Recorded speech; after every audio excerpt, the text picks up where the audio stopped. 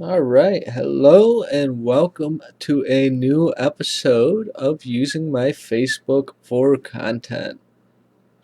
I'm going to actually ditch some glasses and you might have to bear with me for some positioning, but I feel that will probably be less annoying than the glare on these.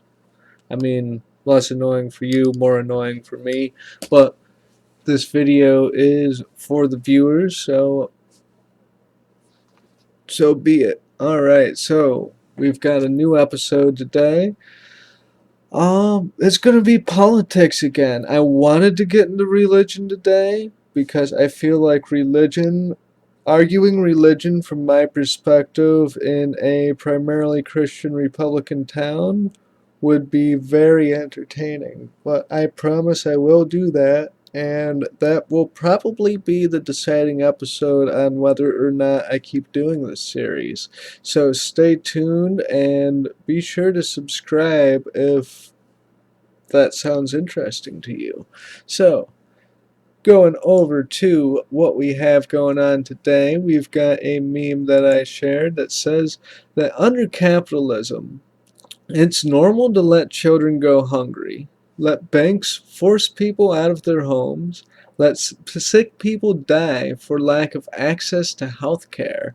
But the idea that billionaires could be just less rich, not poor, not struggling, just less rich, is considered absolutely insane. So this is talking about socialism, taxing the rich to feed the poor, the Robin Hood idea. So, my friend's mom, Nikki Cat, who says that I can use her name, comes in and says, no, this isn't true. So, I come in and ask, let me make sure this cam's still good for the positioning. Which part isn't true, I ask. Let's do this now. Oh dear. Which part isn't true? That such things are normal? Or that this is what capitalism means and that this is the way it is? Or is it the implied idea that taxing billionaires would fix it? Which part isn't true, I wonder? So she just then says, look, blaming others doesn't solve our problems. Do you realize how much the billionaires give? I'm not just talking about taxes. I'm talking about time and charity. Most rich, not all, made their fortune. They had the exact same opportunities as us. They chose differently than I did, that's for sure. Can't blame them and expect our problems to go away from making them the new bad guys. Yes, some are part of the problem. There is bad people in every walk of life, but blaming an entire people isn't right either. Alright, well, firstly, blaming an entire people, blaming billionaires isn't like blaming a race. That's blaming a class. And the way money works, there's only so much of it in a society. If somebody has a certain percentage of it, then that implies that there's less of it to go around, just by what that means. But at any rate, my comment, I wrote another little essay here because I figured this was going to be interesting to discuss. And a lot of this just, I should record myself typing these because these rants just come right out of my fingertips. I'm not a very good orator, I've always said. I'm more of a writer, that's for sure, but maybe my awkward and cringiness will add to the comedy of what's behind these types of writings. When you read something like this on the internet, might set the tone for you. Alright, so this camera view is off.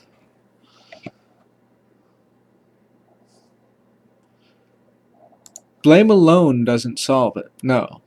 Taking action against those who are guilty does. As for charity, there are a few philanthropists out there, but they are the exception, not the rule. Most of them donate the minimal amount possible for the biggest tax write-off possible, and I find such behavior appalling, especially when they donate it in ways that eventually benefit themselves, like through daughter companies and things of that nature. As for opportunities, most people are born into it, not some. And very few actually make their fortune, and those who do are very lucky or fortunate. And if you look into what the word fortunate means and its origins, then um, it'll be a fun adventure. So, sure, there's the occasional rising out of poverty or made it from the bottom, now we're at the top story, but those stories are also the exception, not the rule. But when someone like our president was given over 400 mil from his parent, that is not having the same opportunity. Most of these rich people are inheriting it, and there's these bloodlines of wealth.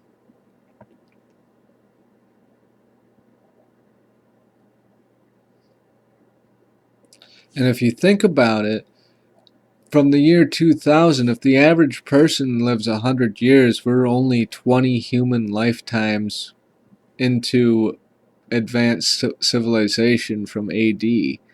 And I technically advancements, we only became advanced with the industrial era, and that was 1920s, 1860s, arguably, ballpark, depending on what inventions you count as industrial, whether it be the cotton gin or the steam powered boat or the coal powered anything.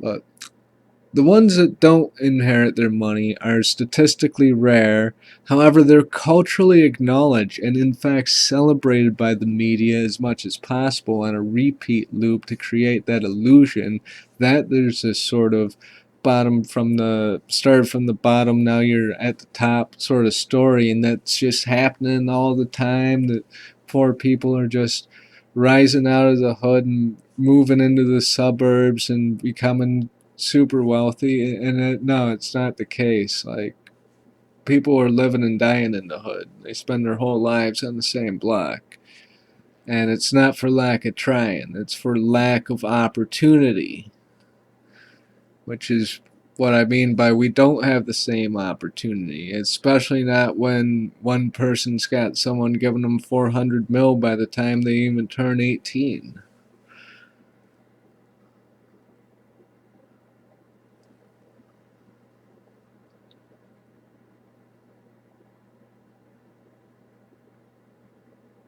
So there's more Trumps than Carnegies, is what I'm trying to say here. And I haven't heard of any philanthropy like Carnegie from this century, meaning since the year 2000. I haven't heard any. Before 2000, sure, Rockefeller and a few others that are like notable little heroes, but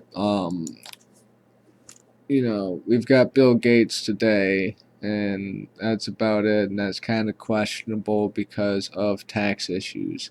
But what about the Mark Zuckerbergs? What about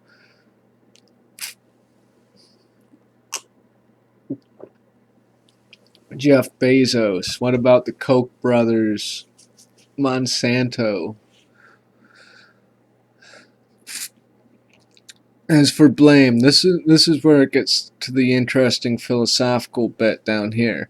Depending on how we look at or define wealth, the rich actually can be blamed for the existence of the poor people because money is a symbol. It's a symbolic structure. It's just, a piece of paper. It's, you know, I can't eat this, but bananas are 30 cents a bunch, so each dollar is 3 bunches of bananas, so $20 is 3 times 20, that's 60 bunches of bananas, you know? That's quite a bit of wealth if you think about it in terms of resources. That's a symbol for 60 bananas. Why do we let some people have symbols for billions of bananas? I mean, nobody needs a billion bananas. Why should we allow somebody to have a billion bananas when there's people that don't have any bananas? If I can just equate this down to bananas in terms of fruit here, for those of you who read that block.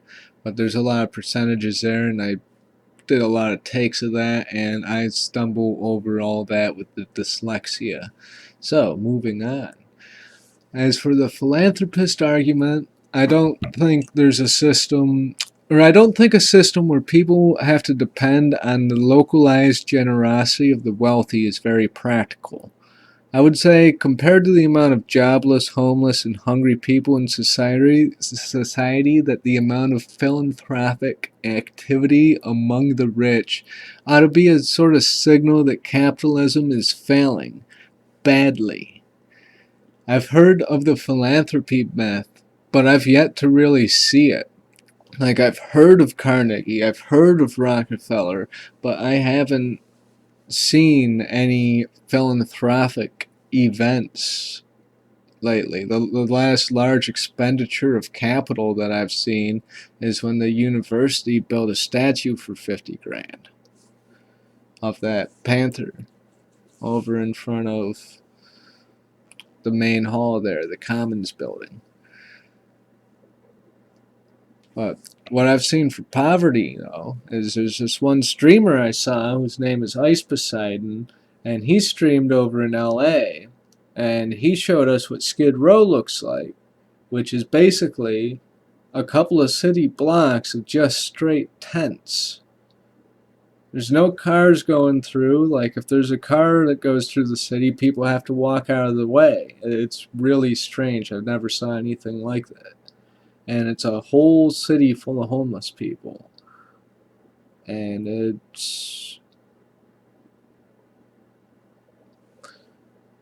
I'll see if I can find a clip.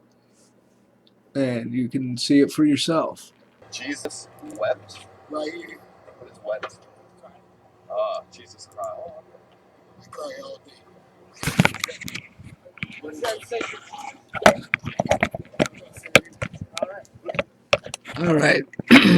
So, here we have the Ice Poseidon stream I was talking about. And if we look over here, move it up a little bit. Here we are with the tent cities.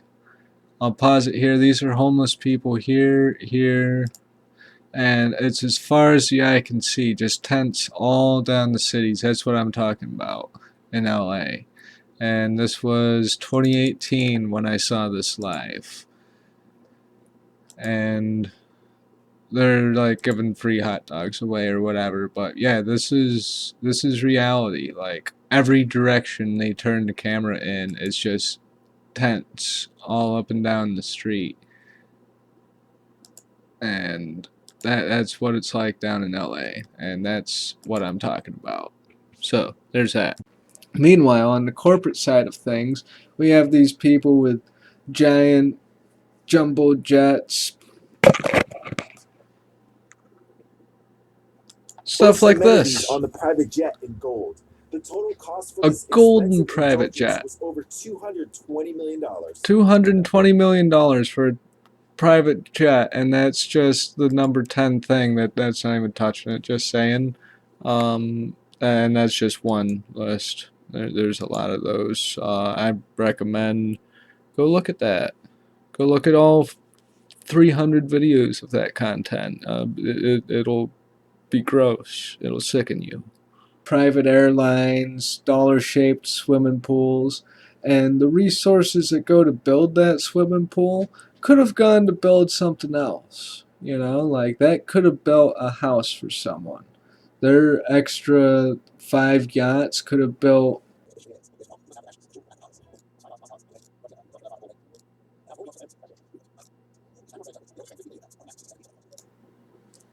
£60 million on a mega yacht. And he's driving an Audi. Started up a company making car bumpers. Hans bumpers are now attached to 2/3 of all American cars. Because he wrote a blueprint for a bumper. They're working machines to build these yachts. The whole boat is a mass of millions of details. You think of the engineering thought that went into that. Yeah, you think of the engineering thought that went into that and how it could have been used elsewhere as well. That's what I think about. Like, all that engineering power, and this rich guy is paying those guys to do what? Make them a toy boat? That's resources. It could be for anything. Why should they have the power to waste resources in such a way when people are in actual need? Like, they don't need a private jet. They can fly on a public airline. No one needs a private jet. Anyone who's that rich and wastes their money in that way ought to be taxed into poverty. And that's not even what Bernie wants to do. Like, they'd still be rich under Bernie's Robin Hood taxes. But aside from that, these guys have their 5-star hotel and their wasteful nonsense. And it's at the expense of resources that could have been otherwise used to reduce major societal harms. And such resources get wasted on trivial luxuries because the people who get these luxuries have these little symbols, these banana symbols, that tell other people that they deserve these things, these private jet rides and private boat rides and whatnot, more than somebody would deserve those resources be used on getting somebody else a home or a meal. Because people use their opportunities differently, apparently. I don't buy it. So, I've got a little logic thing here. I think wealth distribution is a really good topic for discussion now. It's got so much complexity, and my argument basically goes like this, if I could put it into the most rational, sequential thing possible. 1, money or capital, if you want to call it that, is a symbol that we use for resources and luxuries in the form of goods and services. A $20 bill is 60 bananas. 60 bunches of bananas. Since money represents these things, money is equivocal with these things, meaning that money is a resource. Okay, there's only so many $20 bills that exist. There's only so many bananas that exist. And a lot of bananas rot on the shelves because people don't have the money to buy them, which I think is a strange thing in a society, for food to literally rot because there's not enough money for people to buy it with because somebody has it all. So since money represents these things, money is equivocal with these things, meaning that money is a resource. Alright, so money represents 60 bananas, so that $20 bills is 60 bananas. 60 bunches of bananas. Okay, the money is a resource. Follow? If someone is hoarding money, then they are hoarding resources. So if somebody's hoarding $1 million, they're hoarding a couple billion bananas. Somebody's hoarding a couple $1 billion. They're hoarding more bananas than the entire planet needs in 50 years.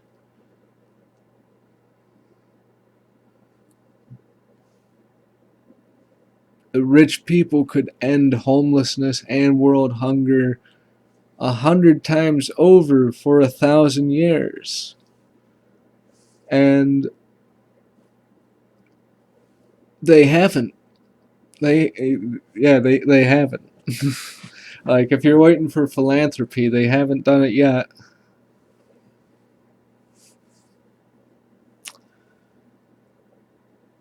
So then 4, if someone in society is harmed by a lack of resources, then those hoarding those resources are to blame for that harm.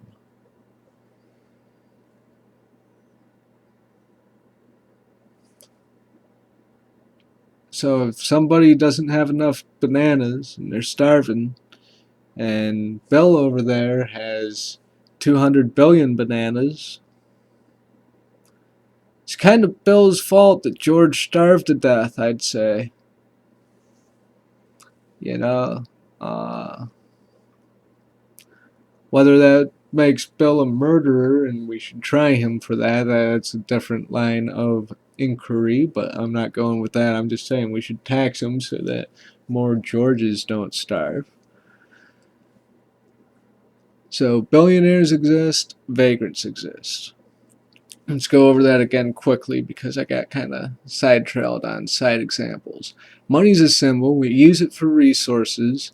Since it represents resources, it is a resource. If somebody's hoarding money, then they are hoarding a resource because they're the same thing. And if somebody is harmed by a lack of resources, then those hoarding those resources are to blame for that. Billionaires exist, and by definition, billionaires are hoarding resources because they have billions of dollars, and vagrants exist, and I define vagrant as a hungry or homeless person, somebody without a job that possibly is looking for a job but can't find one. Therefore, vagrants exist because because of billionaires by proxy to the definition of the terms. The rich enjoy their luxuries at the expense of the poor being deprived of resources via the notion of opportunity cost. And opportunity cost is a whole other topic that has to do with if you buy one thing, that means that you're not buying another. If I have $20 and I spend it on a pizza, I'm not spending it on 60 bananas. Now, what's more worthwhile? 60 bananas or a pizza? That's 60 bunches of bananas, actually, since they're 33 cents a bunch. So 60 bunches of bananas versus a pizza. Which do I want?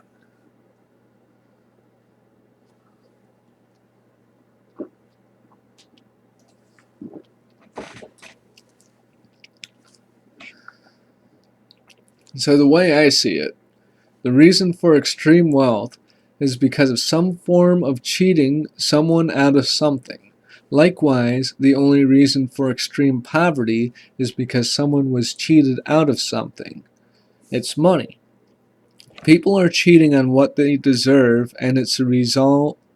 And the result is that too few have too much, while too many have too little.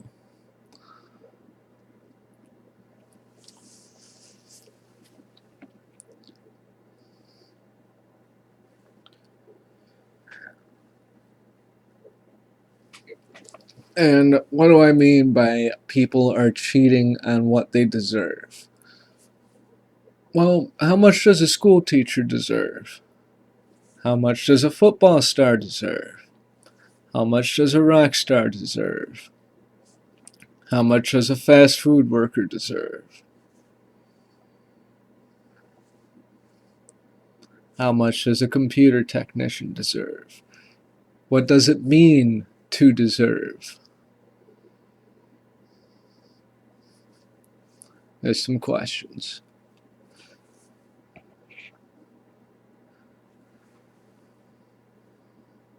Additionally, a redistribution of wealth that would end the resource gap wouldn't even affect the rich that much.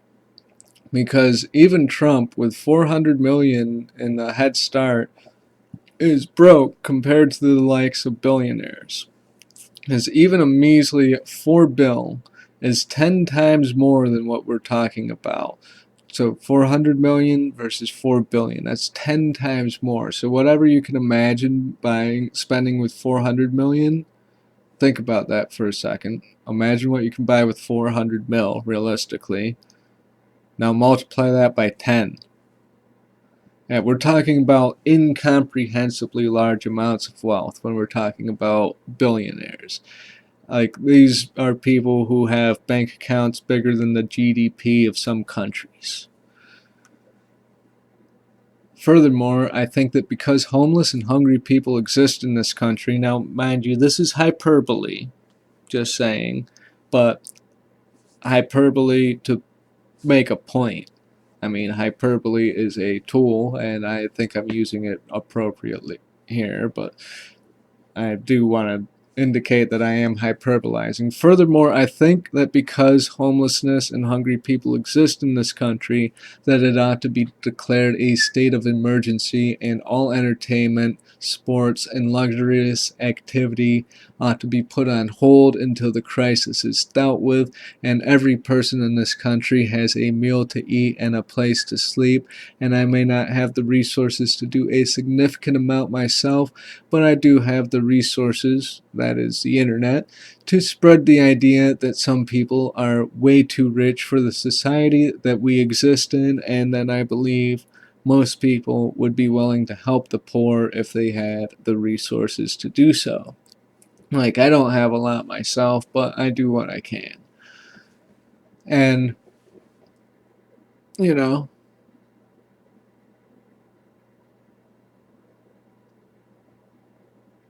there's some people that could do a lot more than me if they really tried.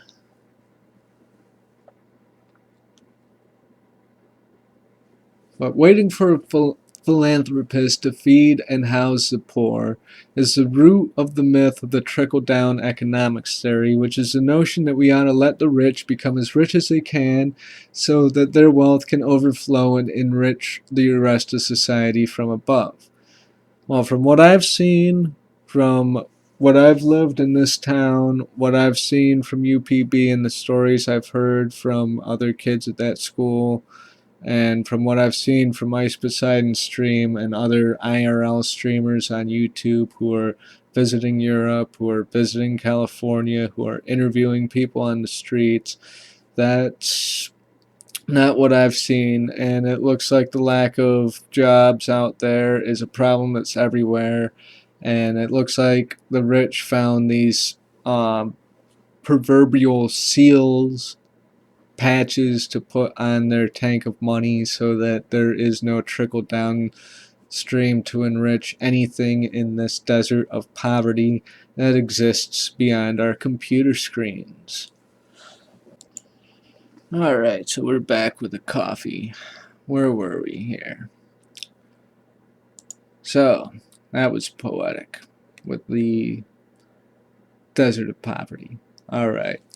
So, lastly, and then something else behind it, people should not be born into poverty in a civilized society, especially when the resources exist to give each of us the fair chance that we deserve but lack. Again, talking on that opportunity that's lacking.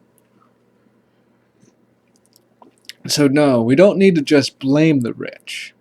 It only starts with understanding why we ought to blame them. Then it comes to actually blaming them, which is the point I'm at. Then it comes to standing up to them together. Like, you can stand up to them by yourself. So no one's going to fight them unless we blame them. And blame comes easy once the truth shines upon their guilt of greed. So blaming them may not solve it, but knowledge is power, and we have power in numbers. So we seize the solution once we achieve both knowledge and numbers, because that's how change happens in a democracy. The vote with the most numbers wins. Bernie 2020. And I'd rather tax Bill Gates for the money to end the homelessness today than wait for him to do it himself on his own generosity at some point in the future. I don't know, something about the sketchy tactics that you need to become a billionaire kinda seems like legitimate grounds to be skeptical of the arguments that billionaires make in order to defend the reasons why they ought to be allowed to have billions of dollars while people are literally starving to death and freezing to death on the streets. Especially if we agree on taxation, or if we agree on philanthropy, then taxation is only obligatory philanthropy to a degree. And I'm rooting this all in, by the way, Nikki, talking to you directly here, not just the YouTube audience, but I'm rooting all this in the values of utilitarianism, which is the greatest good for the greatest many, which disperses the minimal amount of harms to the least amount of people and grants the most amount of pleasures to the most amount of people, and that is what utilitarian values are. The greatest good for the greatest many. Minimize pains and maximize pleasures with an emphasis on minimizing pains. So that is the general principle that I'm coming from, utilitarianism. And a little bit of Kantian deontology, because the one categorical imperative that says about equity kind of rings. I wonder if I can find that real quick. That was the golden rule one. Act as you would want all other people to act towards all other people. Act according to the maxim that you would wish all other rational people to follow, as if it were a universal law. So there's that. A little bit of the categorical imperative, a little bit of utilitarianism, and that's why socialism. So then she replies with this. You know, I've heard that argument that some didn't work for their money, it was given to them. However, they work extremely hard to retain it. Oh, I hope you don't believe that. And I'm not making fun of you with the sigh either. I don't know how you could believe that. I mean, that belief is just stunning to me. Like, I'm sure you have a reason for it. You're not just believing it just because, but like, I don't believe that. That doesn't vibe with me. Like, that they work hard to retain it. No, once you have that kind of money, it's not easy to lose it. Like, money makes money. Money, from what I've seen, money always leads to more money. Now, for the last paragraph, do I have any idea how much Bill Gates has done? No, not particularly. I know that he's rich, though, and I kind of just lumped him in and pulled him out as a random name. I should have used the Koch brothers, because the Koch brothers are actually kind of malevolent and evil, if you look them up, for as much as I hate to use the term evil, but that'd be them. They're like a couple of billionaires. Yeah, few people I have problems using the word evil with, and the Koch brothers are in that category. But yeah, he may have given way more of us and what any one of us in our lifetime would see. Okay, let me think about that a second. He's given way more of us, way more than what any one of us in our lifetime could see. Well, none of us have the opportunity to see that much. I mean, who's to say that someone else wouldn't give more? Or who's to say that if that money were in someone else's hands, more wouldn't be done? Like, it is sketchy having it go into the tax pool, I'll give you that, because who's to say what the next president's going to do with it? Because if we get, a warmonger in office and all the tax revenue that we confiscated from the billionaires could be used for something that we don't necessarily agree with. But right now, Bernie's plan is to take the money from the billionaires in order to make college tuition free, pay off the national student debt, and make free health care. Starting with Medicare system, expanding the existing Medicare system that exists for seniors 65 and up, and then gradually lowering it to 55 as funding comes in, and just perpetually lowering it until everybody's covered by Medicaid in the same sort of fashion. And he wants to reduce the co-pays, tear down the infrastructure of the insurance companies, because the insurance companies are a type of billionaire organization that have gotten their money in, like I said, about cheating. The way I see it, the reason for extreme wealth is because of some form of cheating. Like, that's kind of what I mean there. Alright, so then she comes in and replies with, I've heard the argument that some didn't work for their money, it was given to them. However, they work extremely hard to retain it. I don't believe that. Can't be upset because someone puts in the time and effort and ends up with the reward. I can if the reward is at the expense of people starving. Like, a Mayan or an Aztec basketball team puts in the time and effort to win the game, and they win, and the other team is decapitated. So, can their families be upset because they put in the time and effort to win the other team, and that's the reward? I don't know. I don't think that's grounds for whether or not you can be upset if you don't like the reward, because right now the reward of the billionaires is they get their luxuries, and we're not building infrastructure. We're building giant swimming pools for rich people instead of building housing tracts for the homeless people. Opportunity cost. Whatever they're spending their money on, that money is being spent on that instead of resource-based spending.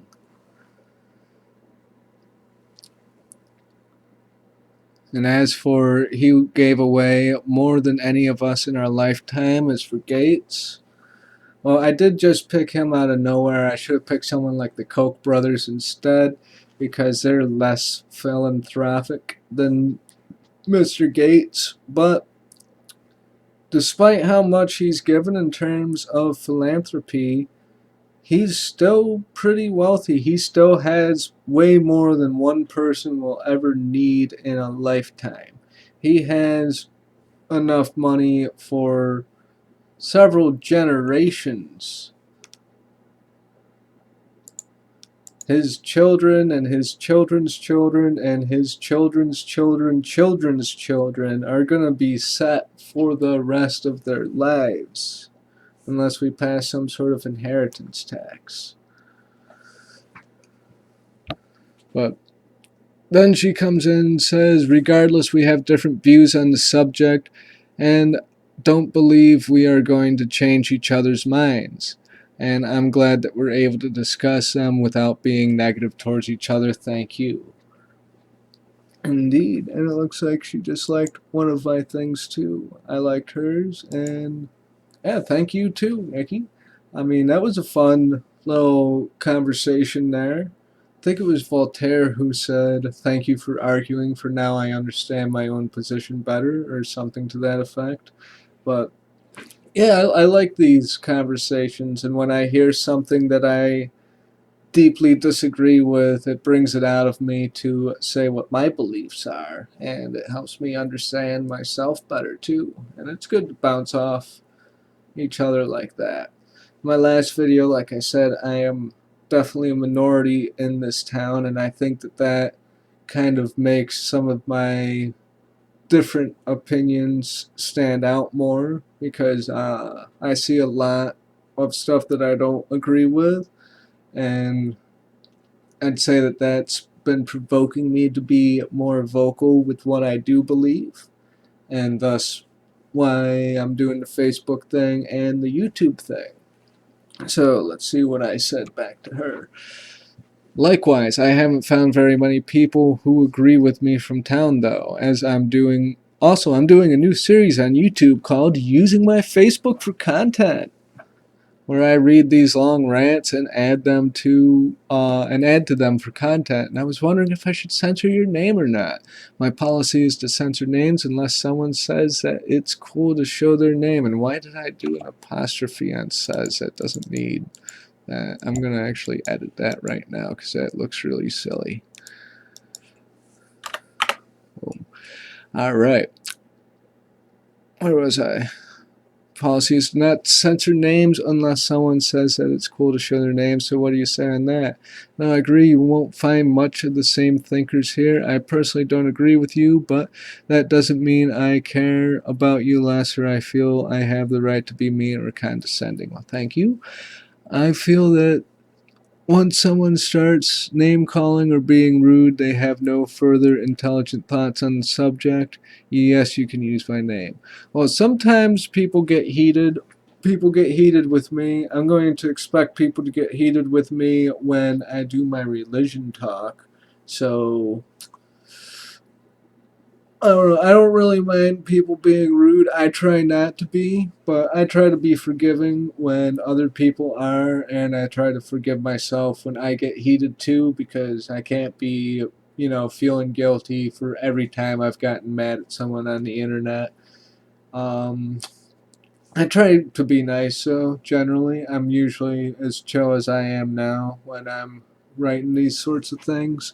So I say that's actually another reason I got the idea to do these videos, is so that I don't get misinterpreted as rude, because text can be read multiple ways sometimes. Yeah, sometimes I feel like my text is almost like shouting or berating someone when I read it back like 2 days later, and it's like, well, gee, when I was in the moment of typing that, that's not what I was feeling. I didn't mean to come across like that. It happens. Can't always tell the inflection of text. I hope the videos go well. Well, hey, thank you. I hope they go well too. Oh, wow, this camera angle got way off during that last section there. That is, yeah. Anyway, time to put my glasses back on for, well, no, actually, I'll leave them off for a bit. So, tomorrow, well, maybe not tomorrow, but pretty soon, I'd like to go on a little rant about religion. And I have something here about religion, actually. I bet I could find it real quick. I've been studying some different alternative religious views lately, and I've had a long history with religious perspectives, really. So we'll just show this picture real quick, like. Let's get my face smaller here. Boom.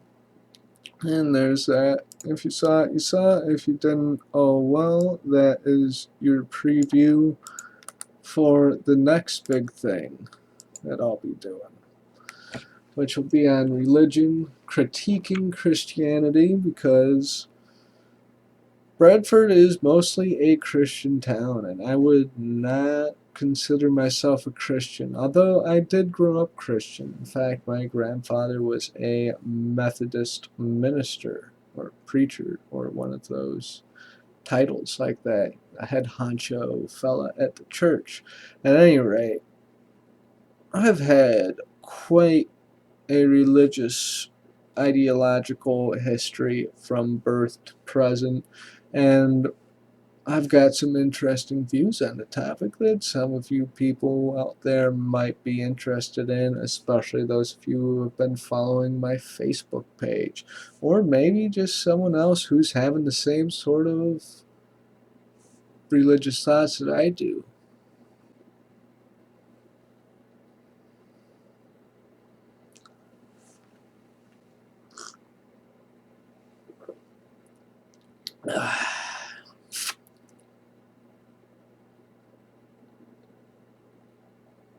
Try to think if I have anything else to say. I don't want to spoil too much for the religious stuff tomorrow. And those of you who know how to screenshot and zoom in will get a little sneak peek of what I'm about.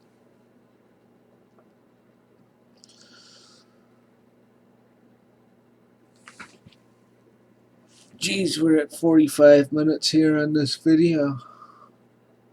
I guess we're at the end because we've discussed the topic of socialism and why we should tax the billionaires. Some of the questions I asked, so what does it mean to deserve? Why do billionaires deserve to have wealth at the expense of other people's wealth? And I think once the idea of opportunity cost gets across, that will help people understand my perspective. Because opportunity cost means that if money is spent on one thing, it's not being spent on another thing. And that's the main point I want to try and get across with that, is the economics of opportunity cost. And that is why we need to tax billionaires, because they are wasting resources.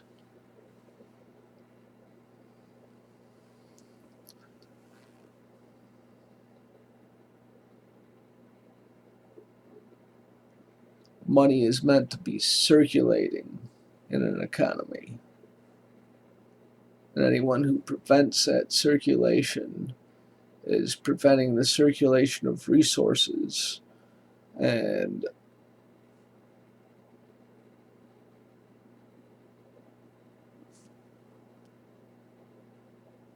when resources don't circulate, that causes societal harms. Therefore, from a utilitarian standpoint, it's in our best interest, ethically speaking, to reduce those harms. And if that means taking somebody's extra money away so that somebody else can afford to eat, so be it. I mean, when it comes to who deserves what, everyone deserves a place to sleep and a hot meal. And if somebody has the means to pay for that to be done, but doesn't,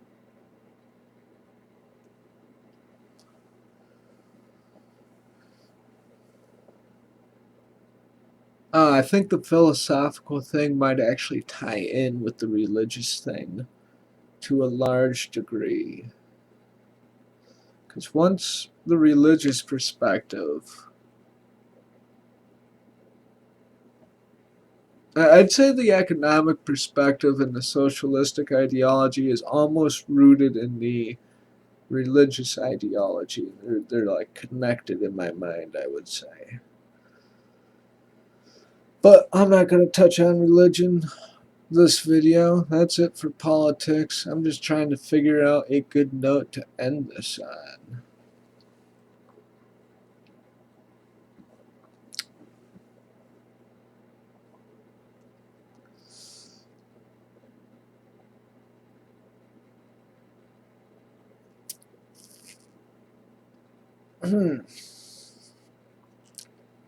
If you want to do some homework for the religious video, watch some videos by a man named Alan Watts. He lived from the years of 1915 to the year 1973.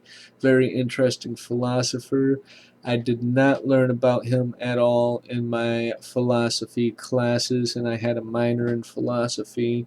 So that is another interesting thing about Alan Watts, is that he's not talked about in academia so much, which I think makes him almost more intriguing. But then again, he's a modern philosopher, so I don't know why he wasn't covered. maybe there's just a lot of philosophers, and there's a whole underground community of philosophers for all I know.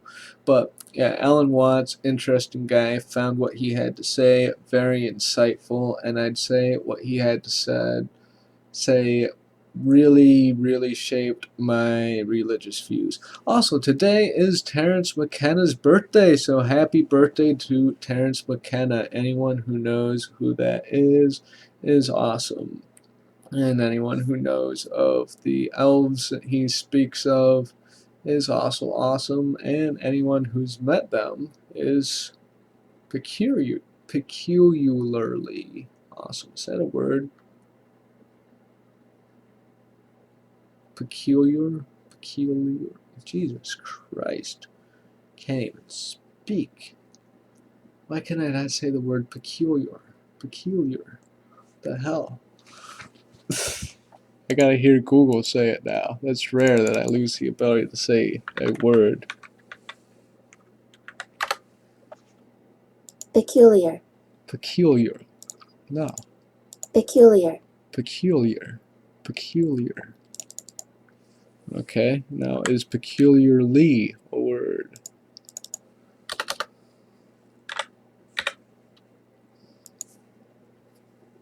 Peculiarly. Peculiarly. Well, okay then. What was I saying?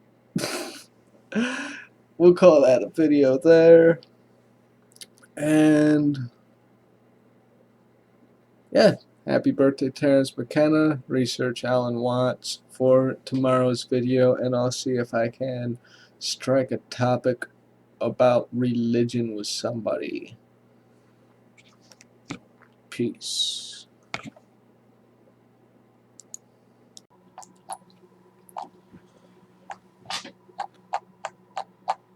Alright, lastly, I just figured I'd go down my wall for the day just to actually end the video. There's something cool to end on. Let's see, is my face still up there? Yep, it is. Only we're over here now. Put that here so that's more personalized. And we'll take these glasses back off so there's no dumb glare. Alright, so let's also change the camera view so that my face isn't taking up the whole screen there. And boom. Alright, so let's do this.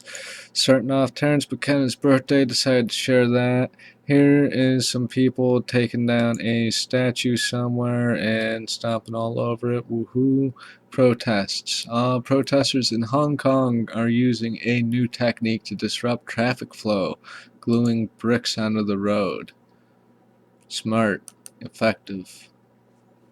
Shuts down society. Works. Somebody's going to make that same argument about, well, now an ambulance can't get anywhere to help somebody. Well,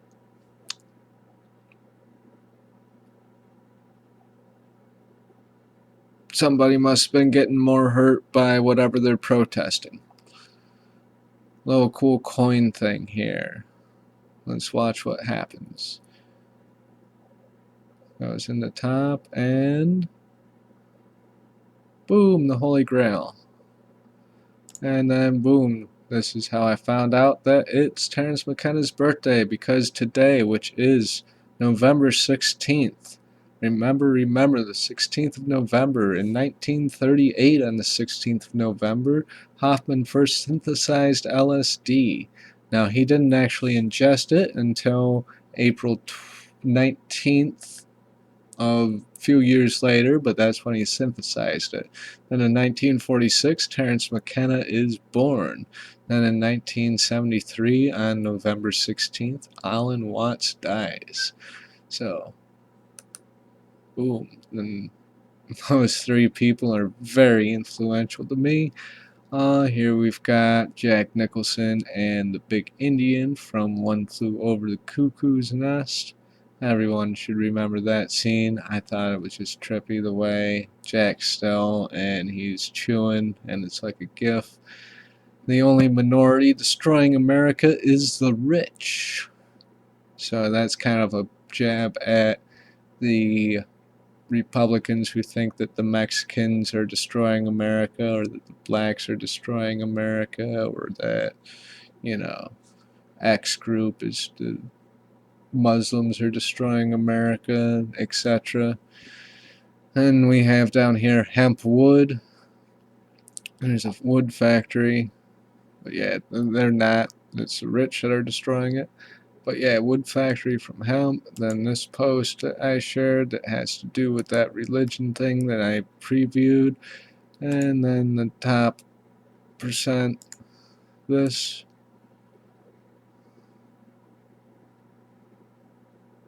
Corporate backed. Think tanks pretend that America's obscene income inequality was inevitable. Technology, globalization, and automation are responsible, they claim. There's nothing we can do to stop it. Well, the last time I checked, Western Europe also competes in its global economy, and they manage to keep their middle class.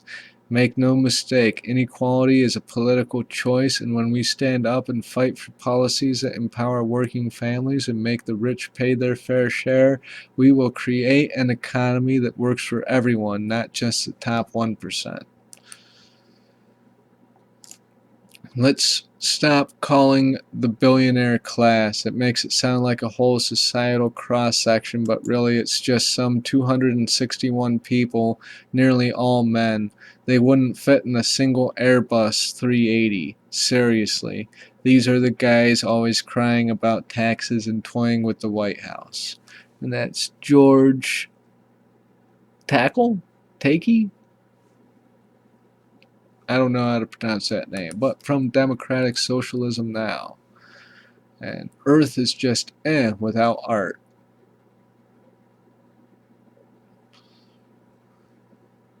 Me trying to convince my friends that we should buy a very large plot of land and start a community. How about it? And the one that got commented on, of course, that we just went through. And there's that. Seriously. Some quote. Something about dogs and illegal searches. Interesting stuff to know. And then, here's another one. No more cash bail, no more death penalty, no more war on drugs, no more mandatory minimums, no more private prisons and detention centers. We're going to fundamentally reform our broken criminal justice system. And then we have, well, should we do another one real quick?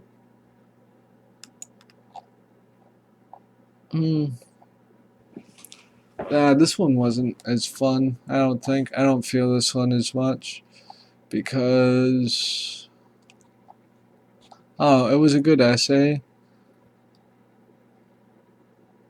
but out of the two essays I wrote, the one I read is better and my voice is getting hoarse. So if you manage to pause it and read it there, go for it.